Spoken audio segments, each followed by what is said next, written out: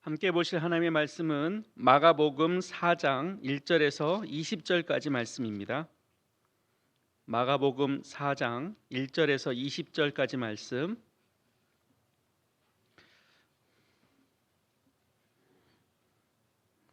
함께 교독하시겠습니다. 예수께서 다시 바닷가에서 가르치시니 큰 무리가 모여들거늘 예수께서 바다에 떠 있는 배에 올라 앉으시고 온 무리는 바닷가 육지에 있더라.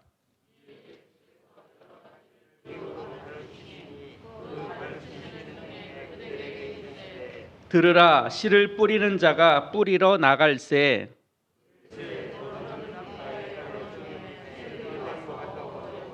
더러는 흙이 얇은 돌밭에 떨어짐에 흙이 깊지 아니하므로 곧 싹이 나오나 더러는 가시떨기에 떨어짐에 가시가 자라 기운을 막음으로 결실하지 못하였고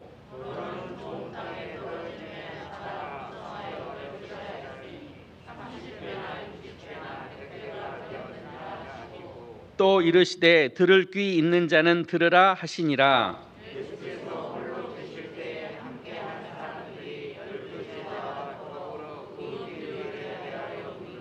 이르시되 하나님 나라의 비밀을 너희에게는 주었으나 외인에게는 모든 것을 비유로 하나니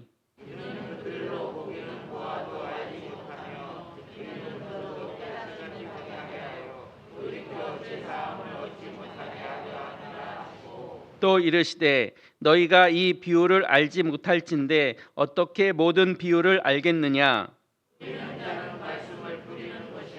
말씀이 길가에 뿌려졌다는 것은 이들을 가리킴이니 곧 말씀을 들었을 때에 사탄이 즉시 와서 그들에게 뿌려진 말씀을 빼앗는 것이요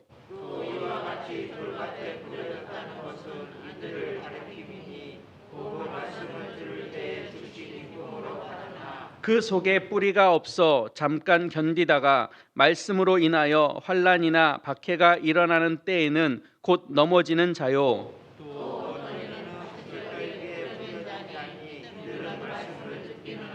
세상의 염려와 재물의 유혹과 기타 욕심이 들어와 말씀을 막아 결실하지 못하게 되는 자요. 좋은 땅에 뿌려졌다는 것은 곧 말씀을 듣고 받아 30배나 60배나 100배의 결실을 하는 자니라. 아멘.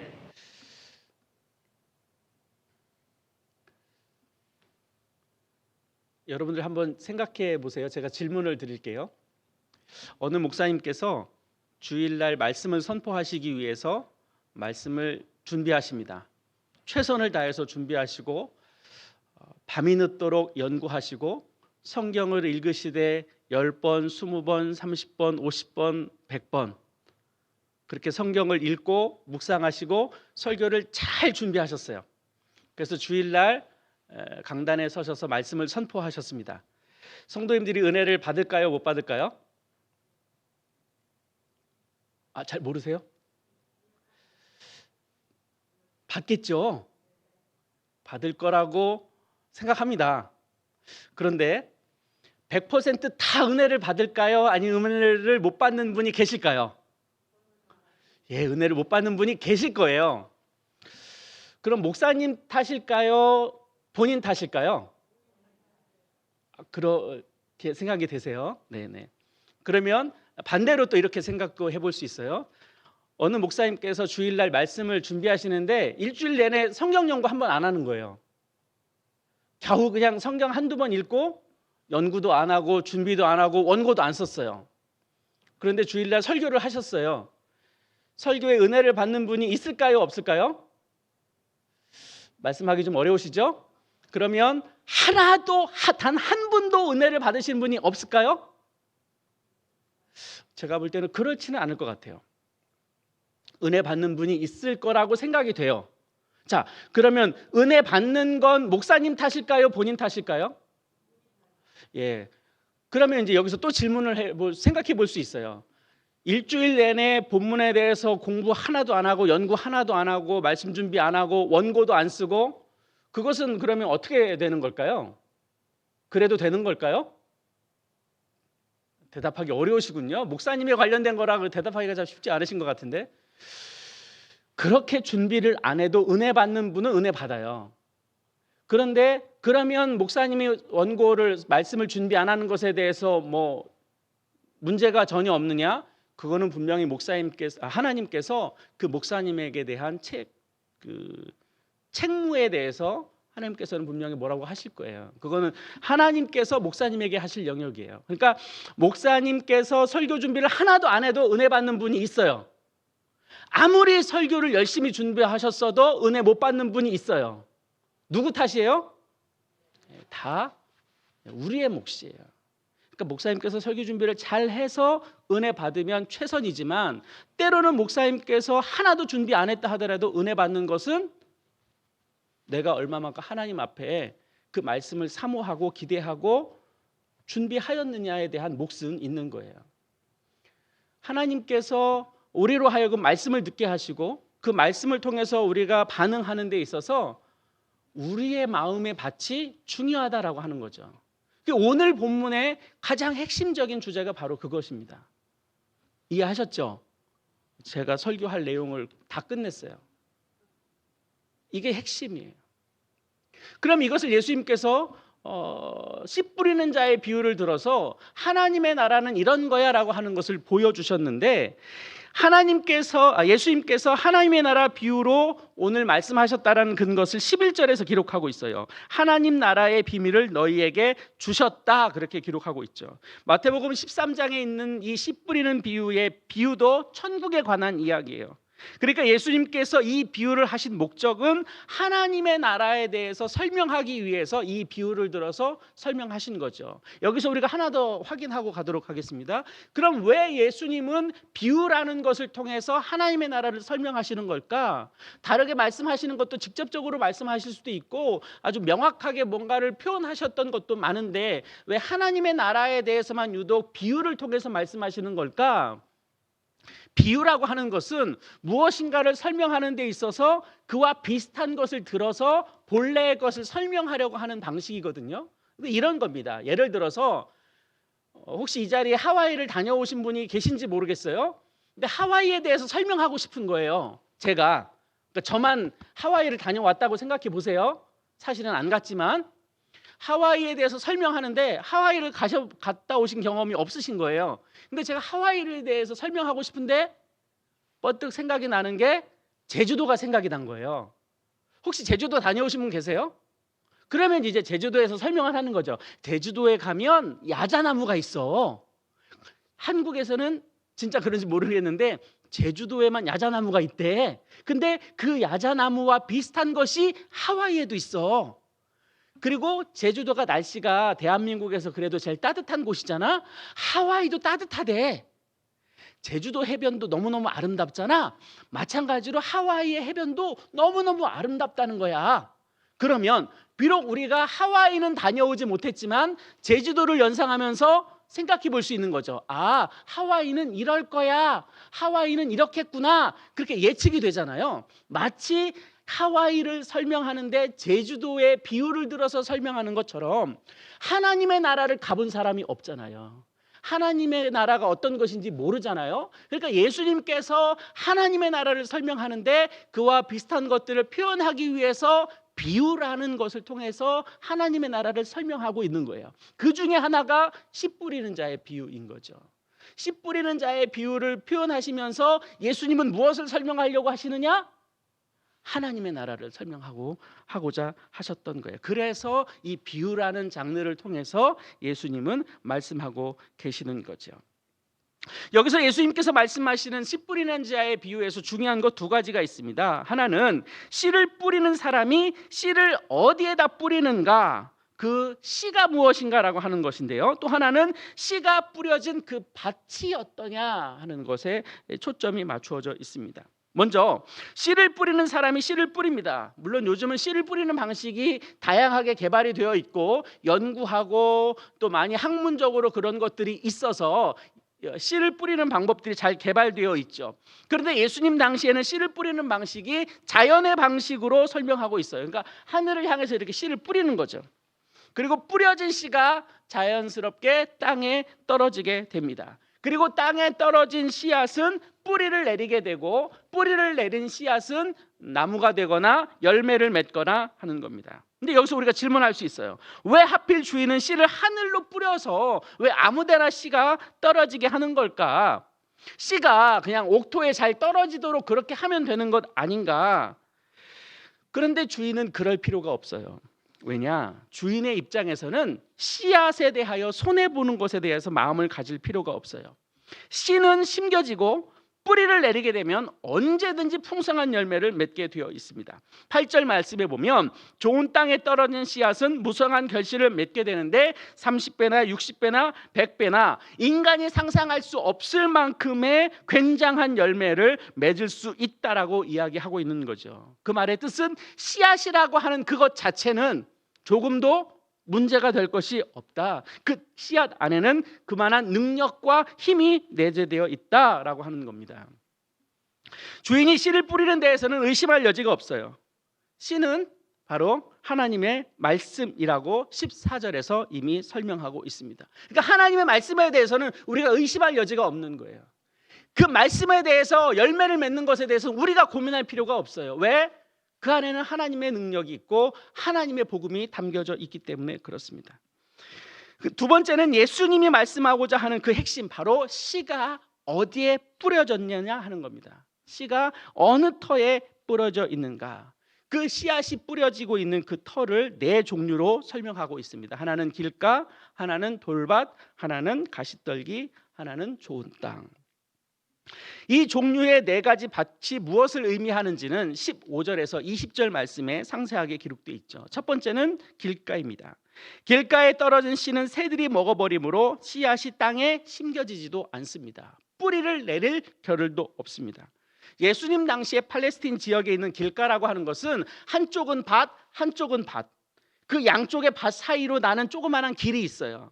그 길을 통해서 사람들이 왕래하고 이 마을 저 마을로 그렇게 움직이게 되는 거죠. 그러니까 씨를 뿌렸어요. 뿌려서 밭에 떨어진 게 있는가 하면 길가에도 떨어지게 되는 거죠.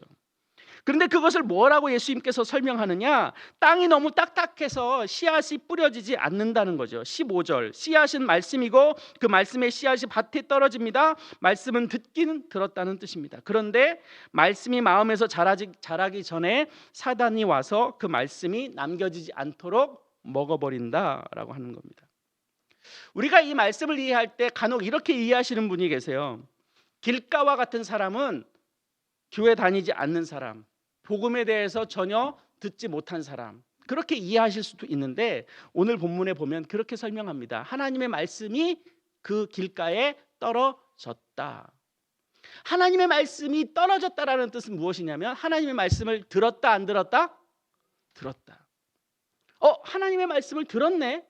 하나님의 말씀을 들었다는 뜻은 세상에 속한 사람들이 아니라는 뜻이죠.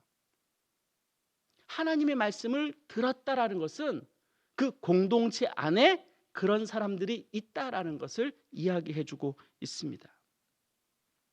우리들의 언어로 표현하자면 교회는 나오죠. 하지만 예배와 공동체의 활동을 통해서 영적인 감동을 받지를 못합니다. 도전도 없고 깨닫는 것이 없습니다. 점차로 교회 나오는 것이 재미가 없고 의미가 없고 귀찮아집니다. 내가 신앙에 대하여 의미를 찾지 못하거나 교회에 와서도 아무런 감흥이 없다 보니 이 공동체가 점점 나하고 상관없는 공동체로 바뀌어지게 됩니다. 그런 분들을 요즘 상황으로 대비시켜서 말씀을 생각해 보면 지금 코로나 상황이지 않습니까? 그래서 교회에 잘 못 오잖아요. 교회에 잘 못 오면 우리의 마음이 불편해지고 아쉬워지고 하나님을 예배하고자 하는 마음으로 인해서 우리의 마음이 좀 속도 타고 마음도 좀 조급해지고 이것이 보통 신앙인들의 모습이거든요. 그런데 이런 분들은 교회에 오히려 못 나오도록 하는 것이 마음이 편할 수 있어요. 안 와도 되니까, 명분이 되니까, 안 와도 괜찮은 상황이 되니까. 그런 분들이 있을까요? 없을까요? 그거는 전국에 있는 지금 한국 교회에 가지고 있는 여러 가지 어려움 중에 하나죠. 그냥 그 코로나 상황에 의해서 그 상황 속으로 숨어버리는 사람들이 있을 수 있겠다라는 생각이 들어요. 두 번째는 돌밭입니다. 돌밭에 떨어졌다는 것은 길가와는 좀 다르죠. 돌밭에는 흙이 있습니다. 그래서 씨가 뿌리를 내리기는 합니다. 하지만 흙이 깊지 않아서 싹이 나오다가 금방 말라버리죠. 그것을 예수님께서 16절 17절에서 말씀을 합니다. 말씀을 받았습니다. 그 말씀을 즉시 기쁨으로 받았는데 뿌리를 내리지 못하다 보니 금방 넘어집니다. 그 넘어지는 계기를 뭐라고 설명하고 있는가? 환난이나 박해로 인해서 신앙이 금방 넘어지는 사람들이다라고 예수님께서 설명을 해주고 있습니다. 지금 이런 시대의 교회에서 이런 분들이 정말 많이 있습니다. 은혜를 받습니다. 설교를 통해서 은혜를 받기도 하고 성경 공부를 통해서 하나님의 마음에 대해서 알아가기도 합니다. 기도를 통해서 마음의 감동도 있습니다. 그러나 언제 그랬냐는 듯이 뜨거웠던 그 마음이 식어지고 성실했던 나의 마음이 무너지게 되고 사라지게 된다. 그런 사람들이 있다.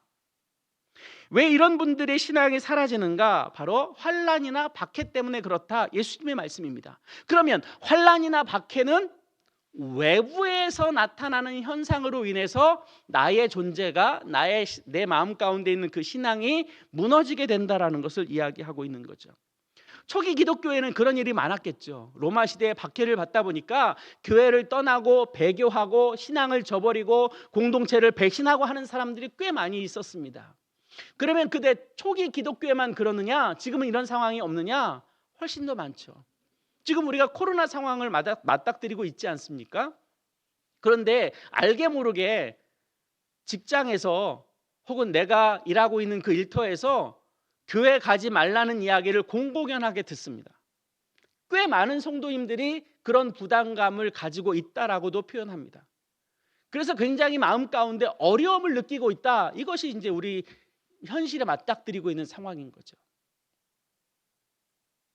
그래서 꽤 많은 분들이 교회를 나오는 상황이 어려워진 것도 현실입니다. 교회를 못 나오는 것을 제가 뭐라고 말씀을 드리는 것이 아니라 지금 이 세상과 이 사회가 교회로 하여금 그런 압박을 주고 있다라는 거예요. 근데 여기서 우리가 한 가지 구별해야 될 것이 있습니다. 교회에 나가지 말라는 것과 예배를 드리지 말라는 것은 조금 다른 문제예요. 팬데믹 상황에서 사람들이 많이 몰려 있는 것에 대해서 문제가 되니까 가급적 많은 사람들이 함께 몰려 있는 것에 대해서 우리가 경계할 필요는 있어요. 그렇다고 해서 우리가 하나님 앞에 예배자로서 예배를 드리는 것조차도 우리가 그것을 포기하거나 세상 풍조에 의해서 그것을 내려놓거나 할 필요는 우리는 없어요. 그러니까 우리는 예배자예요. 예배를 드려야 하는 사람들이에요. 하나님을 경배해야 되는 사람들이에요. 그런 의미에서 우리는 예배를 드려야 돼요. 예배를 지켜야 돼요. 내가 하나님과 관계를 맺고 하나님과 소통을 이루게 되고 하나님의 음성 앞으로 나오는 것에 대해서는 우리가 타협할 여지가 없어요. 그래서 우리는 예배를 드려야 되는 거예요. 그런데 예배당으로 나오는 것은 우리가 좀 생각할 필요는 있는 거죠. 이런 걸 떠나서 분명 이 시대가 교회를 갖는 그 모습이 낙관적이지 않아요. 아시다시피 며칠 전에 대전에 있는 어떤 대안학교에서 거의 90%나 되는 사람들이 감염자로 나타나게 되잖아요. 사회 사람들이 얼마나 교회를 욕하겠어요. 그분들이 그게 이단이네 아니네 적법한 단체네 아니네 이런 것을 구별하지는 않잖아요. 그냥 종교 시설인 거지. 그런 면으로 보면 우리는 좀 억울한 면이 있어요. 좀 답답한 면도 있고 세상 사람들이 우리를 참 몰라주는구나 하는 속상한 마음도 들기는 해요. 그렇다고 해서 그들이 우리를 비난한다고 해서 우리가 거기에 동요돼서 우리가 어쩔 줄 몰라 하거나 숨어버리거나 우리의 신앙을 거기에 맡기면서 같이 흔들려 버리면 안 된다라고 하는 거죠. 외부의 조건에 의해서 내 마음으로 가지고 있는 신앙을 떠난다는 것은 건강한 것이 아니죠. 이 어려운 시기라고 해서 나에게 붙들려 있었던 그 신앙조차를 포기하는 것은 굉장히 위험한 일입니다. 바로 그런 분들이 돌밭과 같은 거죠. 옛날 청교도들에게 가르쳤던 내용들 가운데 이런 이야기가 있답니다. 기독교 신앙인들에게 있어서 세 종류의 적이 있는데 그 세 종류의 적이라고 하는 것은 하나는 공중권세를 잡은 사단, 두 번째는 우리 안에 있는 이기심. 세 번째는 우리가 잘못 설정해 놓은 가치관. 이것이 위험한 것이다라고 청교도들은 가르쳤다고 합니다. 길가에 떨어져서 씨앗을 잡아먹어 버리는 것은 사단입니다. 하지만 그것보다 훨씬 더 무서운 것이 있는데, 내 안에서 일어나게 되는 나의 영적인 불건강함에서 나오는 이기심, 또 세상적인 가치관, 세상 풍조, 신앙이 없지는 않지만 내 안에서 나오는 건강하지 못한 그 불건강한 것들이 훨씬 더 내 마음을 무너뜨리는 일들이 많이 있어요. 우리가 그것에 대해서 경계심을 갖지 않으면 나의 신앙을 지켜가기가 어렵고, 심지어 내 신앙을 지켜간다 하더라도 때로는 왜곡될 가능성도 꽤 많이 있는 거죠. 이미 우리가 경험해서 다 아시는 바가 있겠지만 2000년의 기독교 역사 가운데 한 번도 쉬웠던 적은 없습니다. 늘 고난이 있었고 핍박이 있었고 괴로운 시간들이 있었습니다. 한국 기독교도 마찬가지죠. 단 한순간도 편하게 기독교가 온 적은 없어요. 참된 신앙은 언제나 고통의 시간을 겪게 돼 있습니다. 우리 한 사람 한 사람조차도 내가 신앙을 지켜가는 데 있어서 지금까지 오실 때 굉장히 순탄하고 순조로웠고 아무런 어려움이 없었느냐? 그렇게 고백하실 분 한 분도 안 계실걸요? 늘 어려움이 있으셨죠? 고난이 있으셨죠? 감당하기 어려웠던 시절이 있으셨죠? 그런데도 여러분들이 그 신앙을 잊지 않고 지금까지 지켜왔죠? 네, 하나님의 능력은 이런 겁니다. 복음의 능력은 그런 거예요. 세상이 아무리 교회를 무너뜨리려고 한다 하더라도 하나님의 복음은 무너진 적이 없어요. 무너질 수도 없어요. 뭐가 문제냐? 내가 문제죠. 내 마음의 밭이 어떤 마음에 바치느냐에 따라서 그 상황과 형편을 받아들이는 그 인식이 달라지기 때문에 그래요.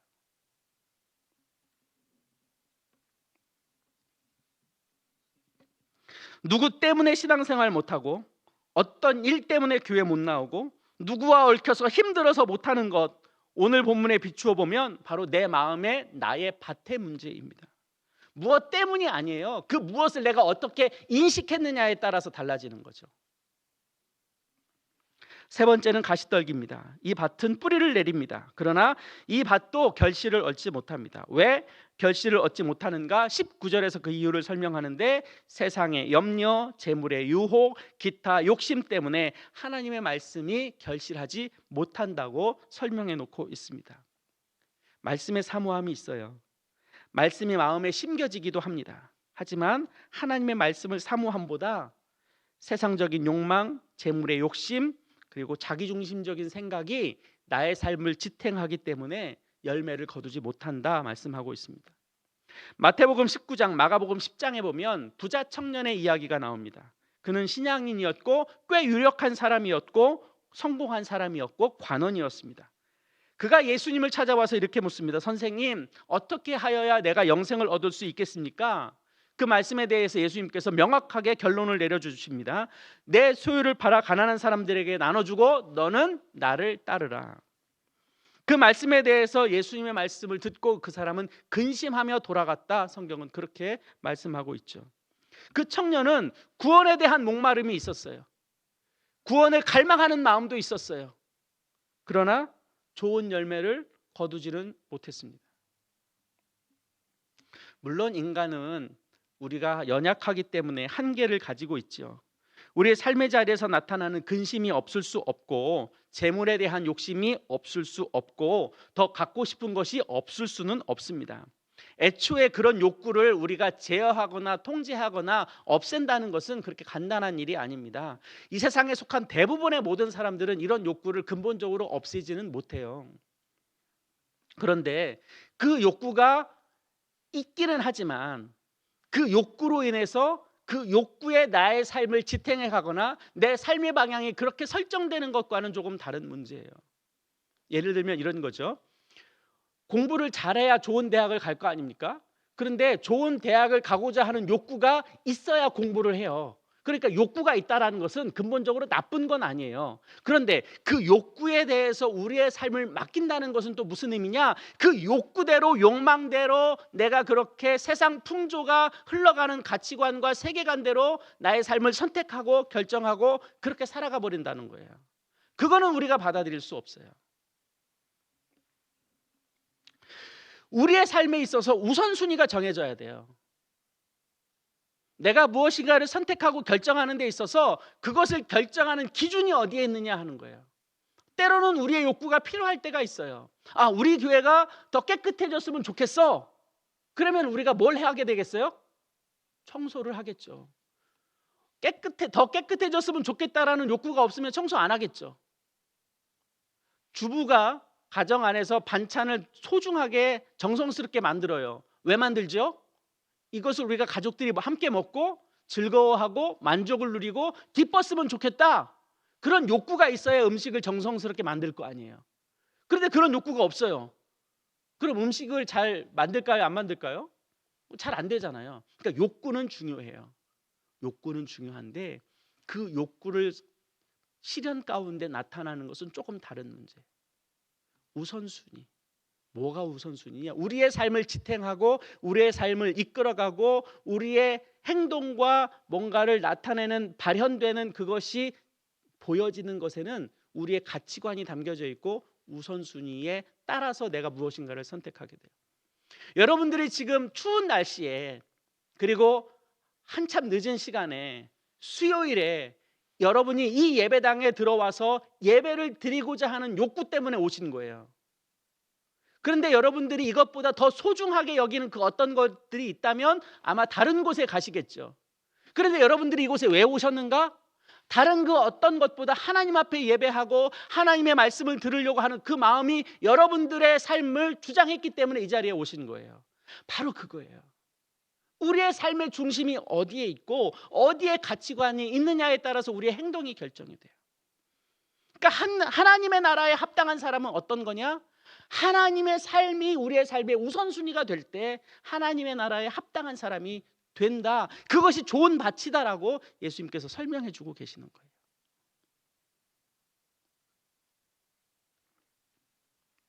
세상의 근심, 재물의 욕구가 예수 그리스도보다 더 중요한가 하는 겁니다.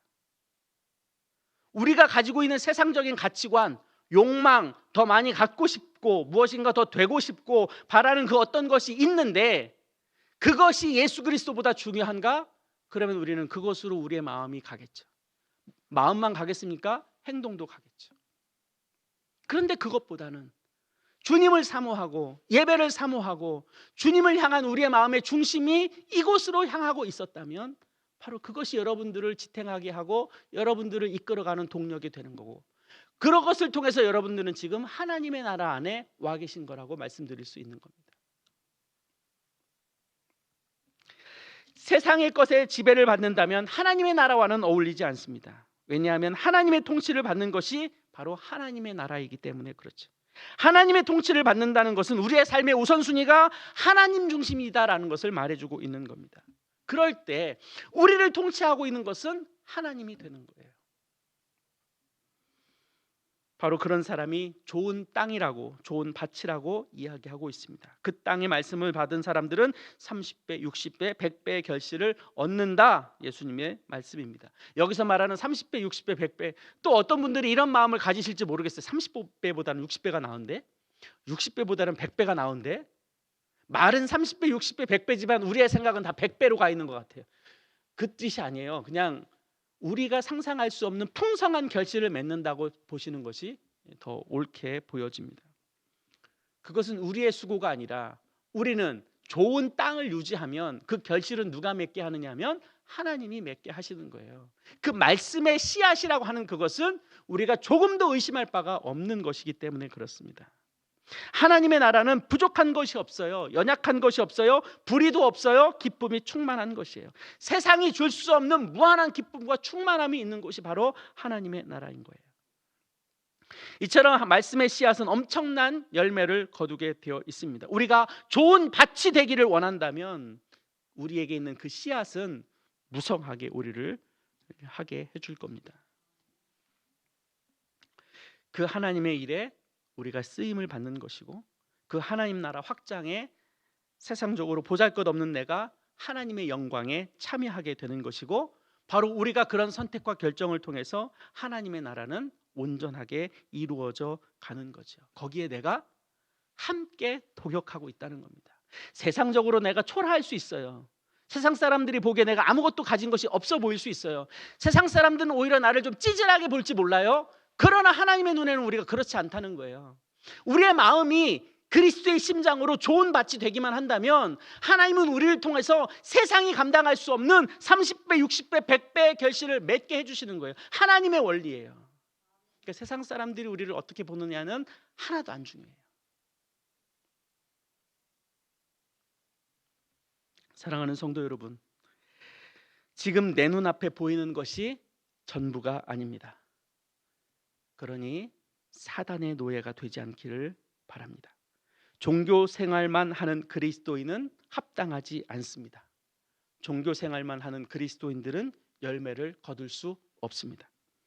때로는 우리의 삶에 고통이 있을 수 있고 어려움이 있을 수 있고 나에게 불편을 주는 어떤 것이 있을 수 있습니다. 하지만 그것 때문에 하나님의 나라를 포기할 수는 없습니다.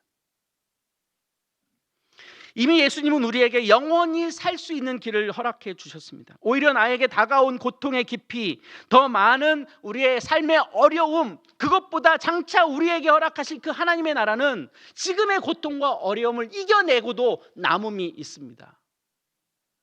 여태 그렇게 하셔서 오늘까지 오셨잖아요. 그러니 하나님은 우리와 함께 하실 겁니다. 우리의 어려움을 모르시는 하나님이 결코 아니시니까요.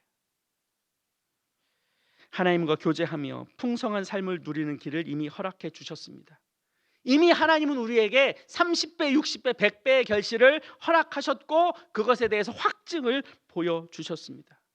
다만 우리는 주님과 동행하며 주님의 말씀을 받아서 그 말씀이 내 안에 무럭무럭 자라갈 수 있도록 끊임없이 내가 주님 앞에 나의 삶을 드리고 하나님의 뜻이 나의 삶 가운데 드러내도록 우리가 그렇게 반응하고 그 하나님의 음성 앞에 내가 겸손하게 따라가고자 하는 선택이 있다면 하나님은 우리로 하여금 감당할 수 없는 은혜의 결실을 허락하게 될 것입니다.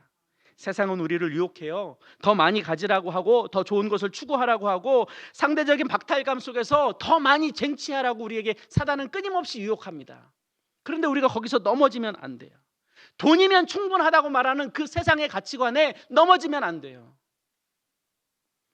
더 채우라고 하고 더 많이 움켜쥐라고 하고 너의 이익을 위해서 저 사람을 좀 못 살게 굴어도 괜찮다고 네가 잘 사는 것이 더 중요하다고 말하는 이 세상의 가치관하고는 하나님의 나라하고는 어울리지 않습니다. 우리가 세상의 것을 선택하는 순간 우리에겐 만족이 없어집니다. 돈에 대한 만족이 우리에게 있나요? 다른 사람들보다 더 잘 살고 싶은 욕망이 우리에게 멈춰지는 때가 있나요? 아니요, 우리는 그런 때는 없어요. 언제 우리에게 기쁨이 있고 언제 우리에게 충만함이 있느냐? 하나님의 말씀이 우리 마음 가운데 심겨질 때 충만함이 있어요. 하나님의 말씀이 내 마음을 사로잡을 때 비로소 우리에게 자유가 있어요. 희락이 있어요. 충만함이 있어요. 좋은 땅, 좋은 밭이 되기를 축복합니다. 그리고 그것을 소망하십시오. 그러면 하나님이 열매 맺게 하십니다. 나쁜 땅에서 좋은 열매를 거둘 수 없음은 만고불변의 진리입니다. 좋은 땅에서는 하나님의 나라의 열매를 맺습니다. 올해 우리 교회 표어가 말씀 위에 굳건히 세워지는 교회이죠. 그 첫 번째 실천 사항이 매일 말씀 묵상인 것을 기억하실 겁니다. 그 연장선에서 2월 달에 우리 교회에 큐티 세미나가 진행이 됩니다. 올 한 해 계획으로는 2월, 4월, 9월, 11월 그렇게 4번의 큐티 세미나가 계획되어 있습니다. 왜 이런 걸 하느냐? 왜 성도님들을 귀찮게 하느냐? 그냥 하루하루 신앙생활을 하고 예배 드리고 그러면 되지. 뭐 그런 걸 자꾸 해. 불편하게, 귀찮게.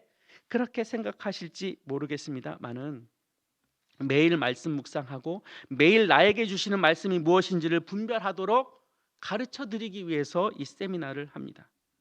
그 자리에 오시게 되면요, 성경을 정확하게 읽는 법을 배우시게 되고 말씀을 날마다 나에게 주시는 말씀이 무엇인지를 분별할 수 있는 그 기회를 가질 수 있도록 여러분들에게 제공을 하고 그 주어진 말씀을 분별하는 지혜를 통해서 내가 하나님 앞에 기도할 수 있는 그 기회를 허락해 드리고 그 분별한 말씀을 가지고 오늘 하루 살아가라고 하는 그런 깨달음을 여러분들에게 전달할 거예요.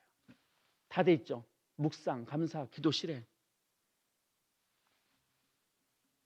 바로 큐티 세미나를 통해서 여러분들이 그런 은혜를 맛보시라고, 여러분들이 말씀을 통해서 은혜 받는 것이 어떤 것인지를 경험해 드리고자 그렇게 하는 겁니다. 기대되시죠?